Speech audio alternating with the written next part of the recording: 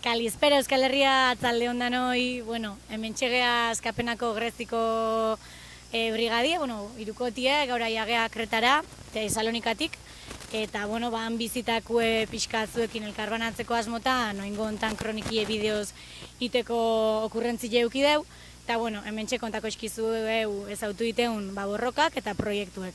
Eta, pule kontako egulelena, berba. Opa, kaixo, Tesalonikan hainbat herri borroka ezagutu ditugu, horietako bat Tesalonika alboan dagoen Jalkiriki auzoan, eskualdean, urre mehatz baten aurka dagoen herri borroka bada. Ez da burruka bat oso zaila Euskal Herrian ulertzeko, zeren ohiko historia bada, nun Kanadako enpresa batek zabaldu zuen urre mehatze bat eskualde horretan, eta horrek suposatzen duen ingurugiroaren suntsipen guztiarekin. Eta ez hori bakarrik, urrea ateratzeko erabiltzen dituzten hainbat prozedura industrial oso kutsakorra dira eta gainea berez debekatua daude. Baina garaiko gobernuak eta ez zuen ezer egiten guzti hori geratzeko eta herritarrak antolatu ziren ahalegintzeko guzti hori geratzen, ez?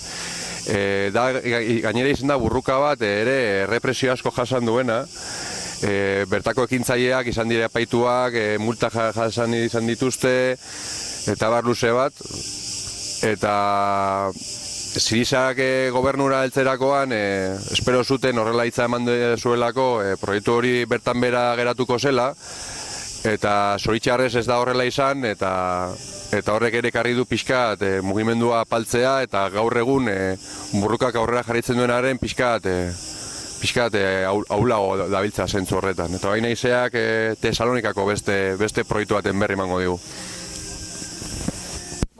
Nik azalduko dizuet Biome lantegi okupatuaren inguruko proiektua, bai? Duela 6 bat urte edo, glua edo erekuntzarako material bateko ezten zuen enpresa krisia tarteko kiebrara juntzan, baina bai langilek ikusten zituztela aukerak, bertan bai ekipazioa zegolako, azpiegitura eta bazutelako, bazegola aukera enpresa aurrera jarraitzea. Ondorioz, enpresa kiebrara juntzenean, langilek lan zentrua okupatu zuten, bertan erresistentzia eta produkzio bidea ekiteko asmoz, antolatu zuten halako kontzertu solidaria erraldoi bat, eta kontzertuaretatik lortutako diruarekin, lortu ahal izan zuten, lehenengo finantziazioarekin, hainbat lehen gaietan eta inbertitzea, eta hala hasi ziren ekoizten jaboia. Jaboi bat gaur egun Grezia osora eta nazioartera ere zabaltzen dutena, eta hain zuzen ere sare hau da enpresari edo sostengua ematen diona, hain zuzen ere oraindikan ere mehatxupean daudelako, ez? Okupazio eta resistentzia gune bada Biome. Egun Grezian produkzio industriala garatzen duten enpresak bi dira bakarrikan, eta horietariko bat da Biome. Kooperatiba formatua dakate, 24 langile dira, baina gaur egun egunerokotasunean lanean 16 bat pertsona besterikan ez dira ari, eta gutxi gora bera astean 21 orduz egiten dute lan.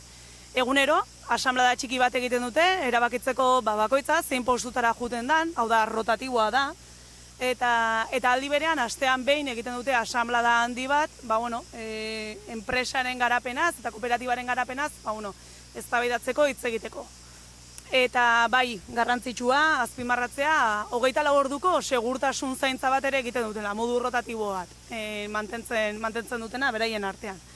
Eta esan bezala, enpresak gaur egundakan sarea hori da babesika handiena, eta badakate asmoa gainera sare hori elikatzen jarraitzeko eta produkzioan ere inbertitzeko. Orain arte jaboiarekin aritu baldin badira ere, orain jaboi ekologikoarekin ekoizten hasi berri dira eta oso harrera ona izan dutela azaldu ziguten.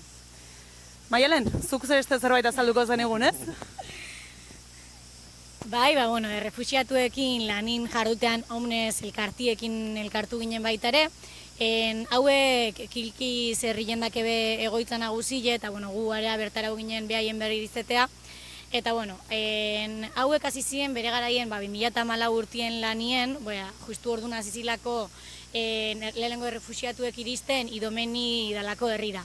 Idomeni kokatzea justu Mazedoniakin mugan, eta bueno, urte hartan hasi ziren lehenengo errefuxiatu etortzen, esan duten bezala, eta orduen lehenengo oinarrizko beharrai, errefuxiatuen oinarrizko beharrai erantzuna asmotan hasi ziren boluntario talde bat, lanien haiei laguntzeko asmotan, eta haien bizi-baldintzak ahalik eta duinenak izan zitezen. Egoerie etzan hobetu, egoeri txarrea juntzan, mugak itxi zituen, eta errefuxiatuen egoerie aukertzen juntzan.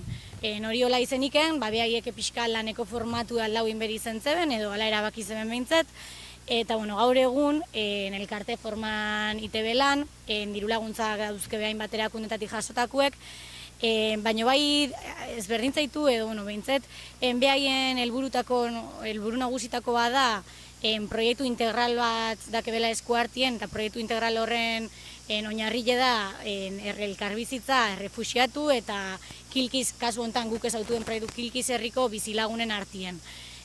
Hori hola izeniken, behaien proiektuen oinarrile da, errefuxiatu hauek bizi diela Kilkizeko bizilagunen etxetan.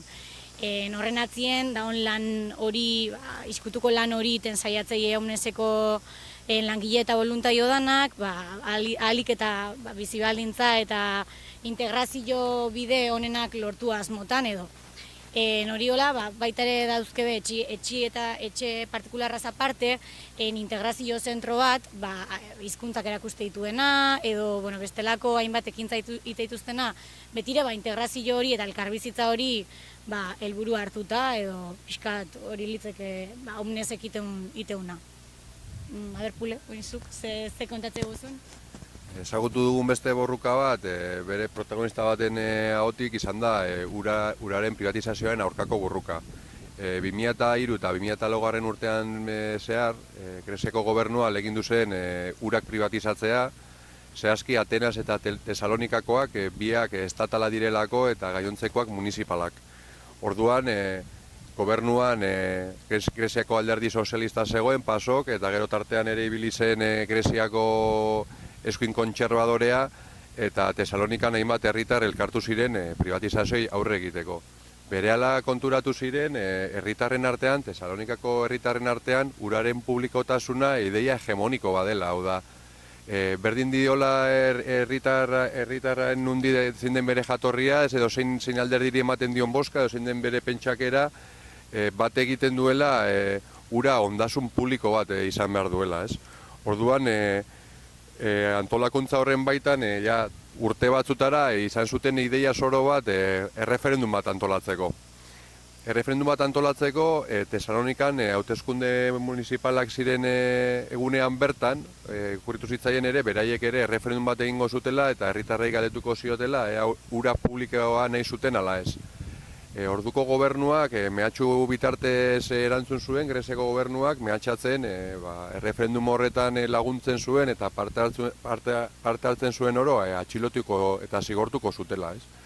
Antolatzaiek ez zuten jakin, azken unera arte lortuko zuten ala ez, erreferenduma aurrera eramatea, Tesalonikan 400 eskoletan egon behar zirelako bozkatzen, eta goizeko xirak arte egon ziren telefonoz jotazua bata besteari dika lotzen jentea, hautestontzi eta prestizateko egun horretan, eta goizeko xiretetik aurrera lortu zuten egundoko herri erantzuna, ikastetxe bakoitzean, egotean mailak, erreferenduma aurrera eraman alizateko, eta adibidez, txandakantzen zein herritarrak, hauteskunde municipalen ostean boskaman ondoren, ikusita maikoak agian nekatua zeudela, txanda hartzen zieten, aurrera atera izateko erreferendum hori.